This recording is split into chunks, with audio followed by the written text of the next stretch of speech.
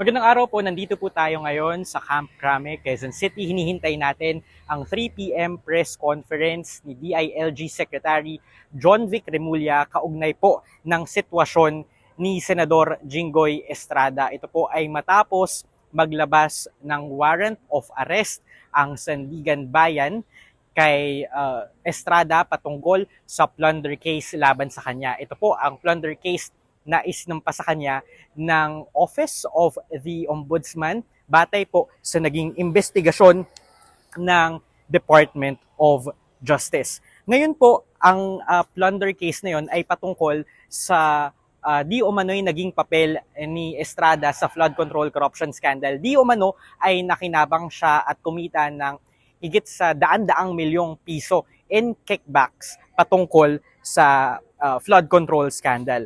Ngayon po, bakit tayo nandito sa Camp Crame? Hinihintay natin kung ano ang magiging galaw ni Senador Jinggoy kasunod nga po ng pag-release ng warrant of arrest laban sa kanya.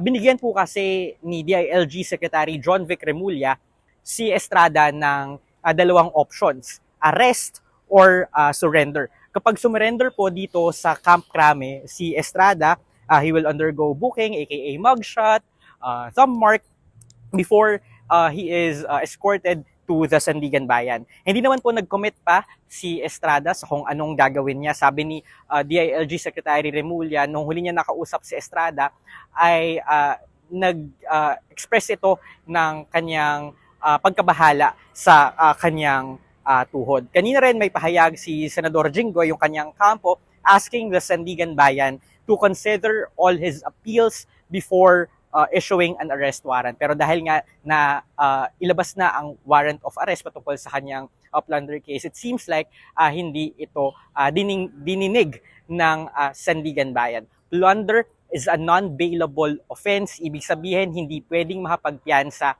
si Senador Jinggoy matapos ma-issue ang arrest warrant. Unlike noong nakaraang Biyernes kung saan warrant of arrest laban sa o patungkol sa kaniyang graft case pa lamang ang inilabas. Yan po ang latest mula dito sa Camp Crame, sa Quezon City. Ako po si Dwight De Leon para sa Rappler.